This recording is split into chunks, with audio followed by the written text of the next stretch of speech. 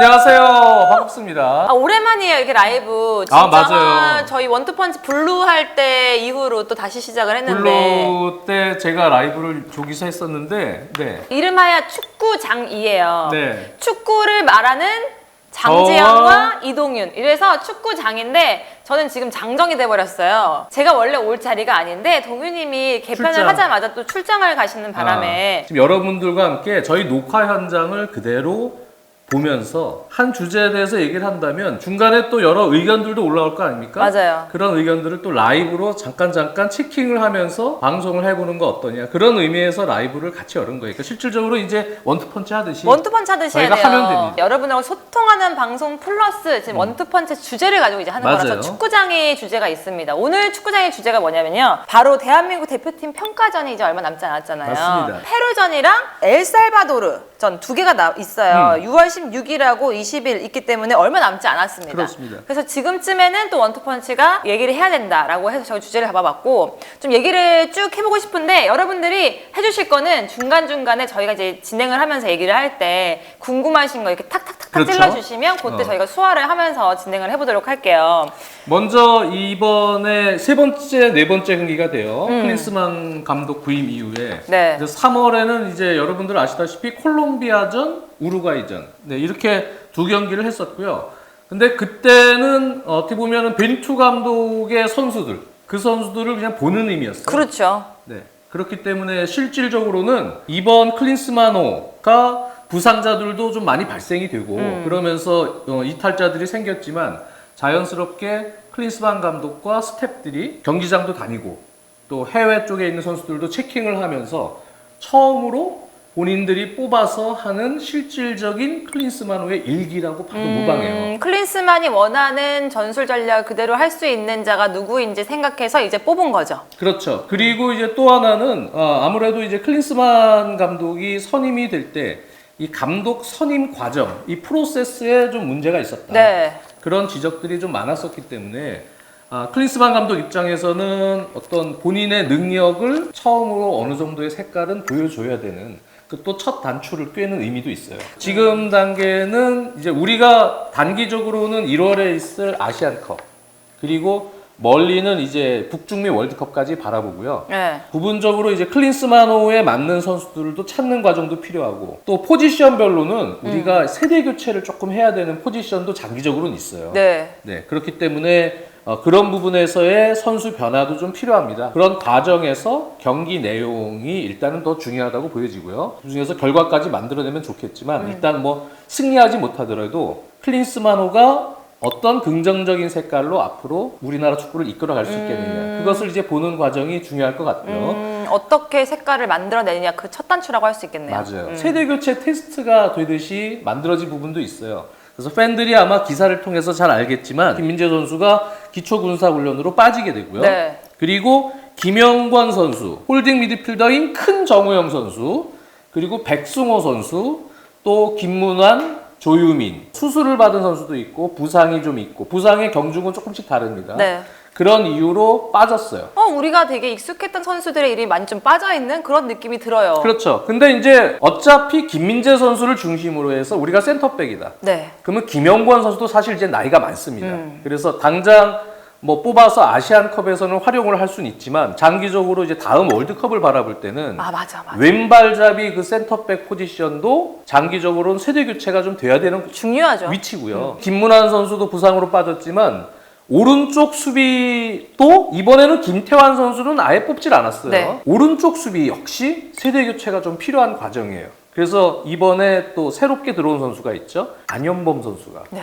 또 뽑혔습니다. 그리고 서령우 선수는 지난번 3월엔 뽑혔다가 경기 출장은 하지 않았지만 오른쪽에서도 조금 세대 교체가 돼야 되고요. 큰 정우영 선수가 나이가 이제 꽤 많거든요. 거기도 이제는 어느 정도 또 대체자 역할을 찾아볼 수 있는, 그래서 그 위치도 이번에 박용우 선수 또 원두재 선수 이 두 명을 뽑아서 자연스럽게 세대 교체를 할 수 있는 그런 또 테스트의 무대가 또 되는 그렇네요. 이번 두 번의 매치가 또 될 것 같아요. 어떻게 보면 평가전이기 때문에 조금 더 이렇게 세대 교체를 할 수 있는 여유가 있지 않을까 마음에 그런 생각이 들고 거기다가 지금 손흥민 선수도 스포츠 탈장 때문에 페루전 같은 경우에는 나오지 못할 가능성이 좀 많을 것 같다라는 얘기도 들리고 그렇습니다. 그래서 지난 시즌 K리그 같은 경우도 리그 끝나고 우리 수원 삼성의 이기재 선수 이번에 네. 이제 우리 대표팀에도 뽑혔죠.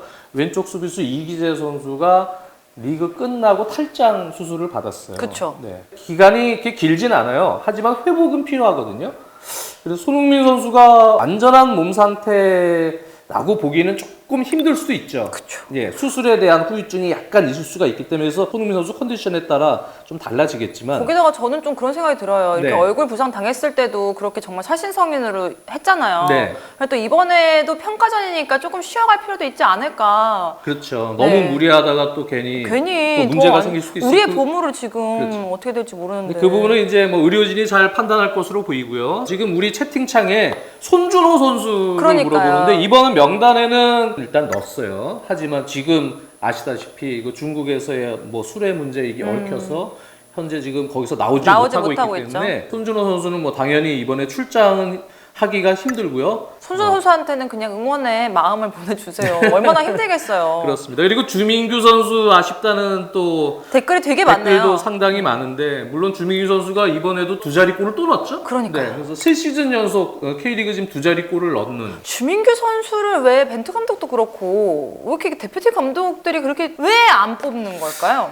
글쎄 그거는 뭐 이제 벤투 감독 같은 경우는 원래 스타일 자체가 이제 한번 본인의 울타리에 들어가 있는 선수들 네. 그 위주로 쭉 밀고 가는 스타일이었기 맞아요. 때문에 주민규 선수를 아예 계속 그 플랜에서는 배제하고 있는 풀에서 계속 활용을 했던 것으로 보이고요. 저는 근데 클린스만 감독은 그런 부분에 있어서는 좀 유연성은 있다고 보여져요. 플렉서블 할 것이다. 지난 라운드에 주민규 선수가 정말 멋진 골을 넣었거든요. 마치 클린스만 감독처럼 넣었어요. 물론 지난 라운드에는 조규성 선수도 저는 가슴이 아프지만 강원FC에 비수를 꽂는 멋진 활약을 해줬죠. 네.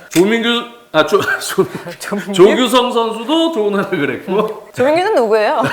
그리고 황의조 선수도 지난 라운드에 엄청난 원더골을 넣었어요. 네, 오른발 중거리 슈팅.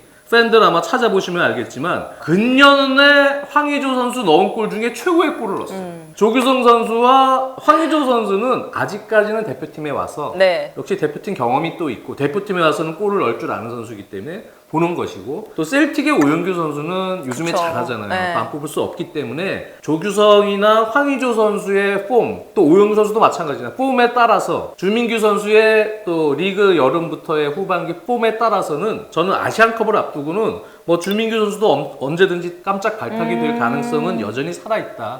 그렇게 보는 게 맞을 것 같아요. 생각보다 국가대표 선수들 중에서 Q자가 들어가는 선수들이 많네요. 또 여여하게님 그렇게 말씀해 주셨는데 그것도 신기하다. 거기다가 또 뭐 황희찬, 이강인 선수도 있으니까. 맞습니다. 그래서 우리가 사실은 단기적으로는 이제 아시안컵 때는 상대적 약팀을 상대를 해야 돼요. 그렇기 때문에 공격진의 파괴력을 담금질하는 단계가 상당히 중요합니다.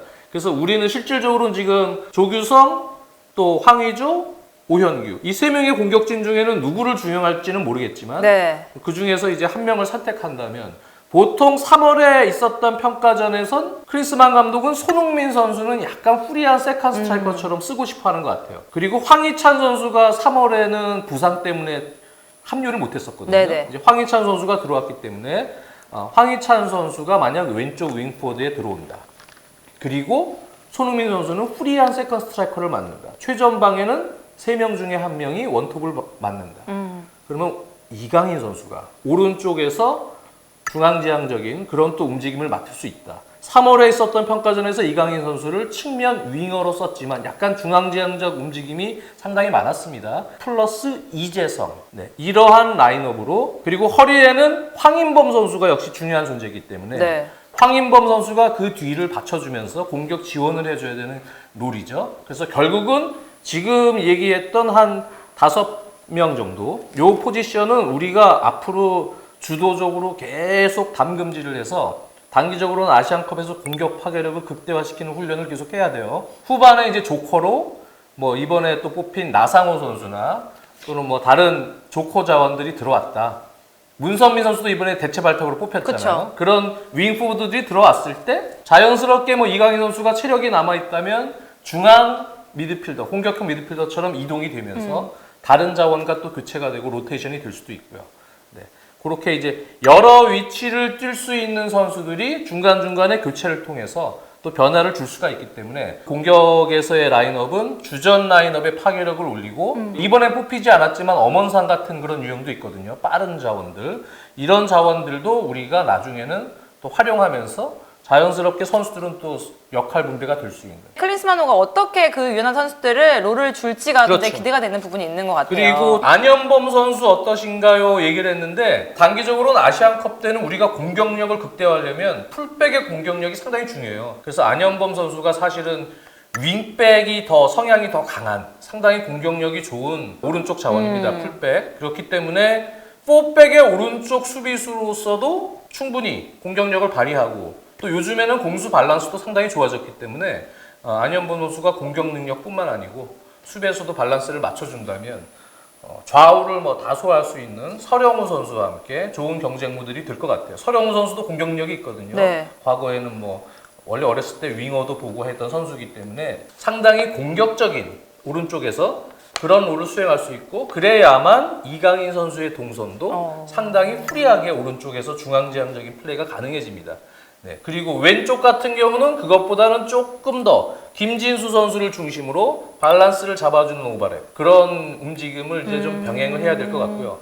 그리고 말씀을 안 드렸지만 센터백과 홀딩 클린스만호 입장에서 상당히 중요해요. 그래서 지난번 그 3월에 있었던 평가전에서도 우리가 콜롬비아전 2실점 네. 전부 컵백으로 먹었어요. 홀딩 미드필더 센터백을 보좌해주지 못하는 그 위치에서 수비가 좀 불안하면서 컵백으로 2실점이 됐기 때문에 이번에 박용우, 원두재 이 두 선수가 과연 큰 정우영 이상으로 거기서 아주 중심을 잘 잡아주고 빌드업뿐만 아니고 수비를 보좌해주는 역할까지 잘해줄 수 있는 그러한 역할을 하느냐 해야죠. 그게 중요하고요. 그리고 또 우루과이전 같은 경우는 코너킥에서 헤딩 실점을 당하고 그랬거든요. 네, 그쵸. 우리가 김민재 선수 중심으로 앞으로 이제 대표팀은 또 운영이 될 수 있겠지만 사실 세트피스에서 이 수비도 상당히 중요합니다. 그런 부분에서는 이번 센터백 김주성, 박지수 이 두 선수의 역할도 상당히 중요할 것 같고 이번에 또 두 선수 외에도 추가 발탁에 정승현 선수가 또 뽑혔죠? 네. 네, 센터백으로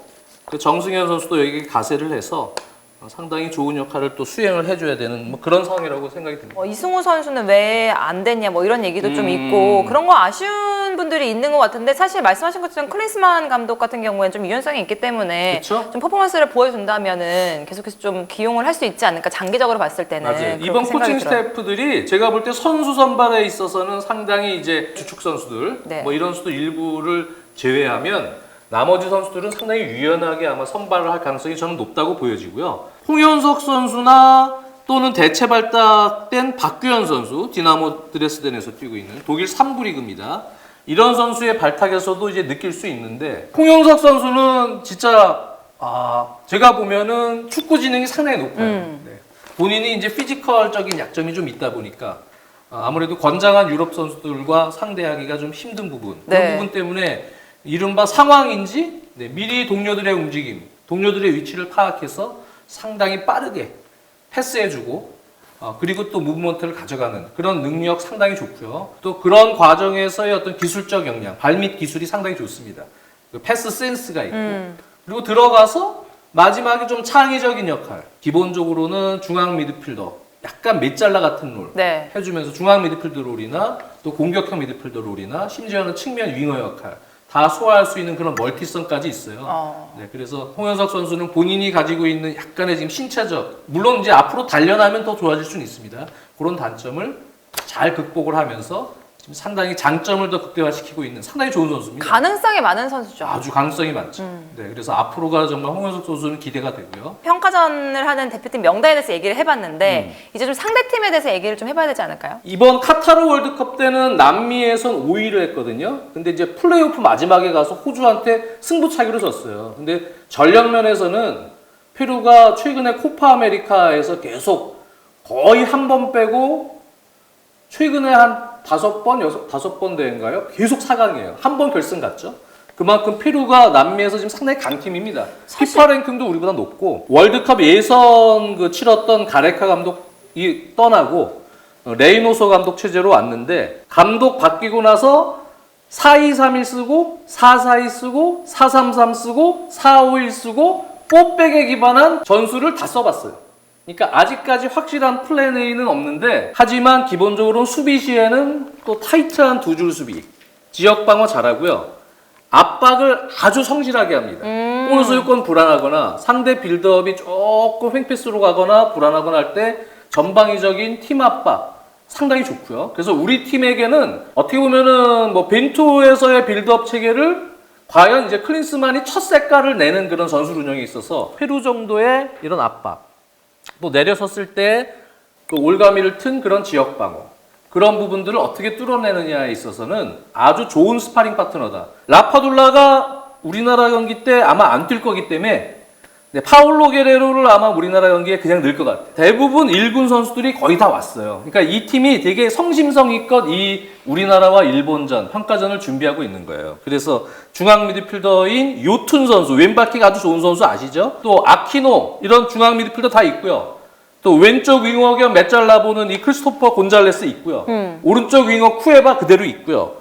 또 뭐 플로레스 뭐 이런 주축들 그대로 있고요. 빠진 선수는 부상 때문에 2명 빠졌어요. 오른쪽 주전 수비수 아드빈쿨라 빠졌고 그다음에 윙어인 폴로 선수 2명 부상으로 빠졌습니다. 나머지는 지금 뽑을 수 있는 베스트 선수를 다 데려왔다고 보여지기 때문에 멤버가 상당히 좋고요. 제가 보면 객관적인 전력에서 결코 우리나라가 앞선다고 볼 수 없어요. 아, 그쵸. 사실은 평가전에서는 강한 상대랑 붙어야 돼요. 그렇다면은 엘살바도르는 좀 말이 다를 것 같은데. 엘살바도르는 조금 약해요. 약하죠. 네, 거기는 북중미 팀인데 이미 페루랑 얼마 전에 몇 달 전이었나 평가전 했었어요. 두 팀이. 근데 페루가 크게 이겼죠. 첫 경기 페루는 이 멤버 중에선 그래도 베스트 전력으로 나서서 한번 테스트를 해보고 2차전 엘살바도르전은 기회 줄 수 있는 선수들 그 경기에서는 조금 테스트 의미의 그런 경기도 의미에서. 한번 해보는 게 낫지 않을까. 근데 참 이게 그래요. 아, 엘살바도르는 이겨야지라는 마음을 자꾸 본단 말이에요. 엘살바도르 이겨야죠. 그 북중미 예선에서 엘살바도르, 온두라스가 하위권에 있었거든요. 네. 그러한 팀들은 좀 끈끈한 게 좀 있어요. 끈끈하다는 의미는 그러니까 만만히 보면 못 이겨요. 네. 네. 성심성의껏 해야 이길 수 있는 팀이에요. 분명히 클린스만 감독이 선수들 여러 명을 좀 많이 기용을 해볼 것이고 그 선수들이 합을 맞추면서 자기의 기량을 보여주면서 본인의 가능성들을 보여주는 장이 될 것이다. 맞습니다. 다음 네. 주까지는 저랑 같이 하시고 다음 주까지는 그 다음엔 제가 이제 쿨하게 자리를 내드리면서 또 언젠가 짜잔 위원님 왔어요 이렇게 또 하는 그날 또 기대를 많이 맞습니다. 해주시기 바라겠습니다. 네. 그럼 여러분들 다음 그럼 안녕히 시간까지 계세요. 안녕.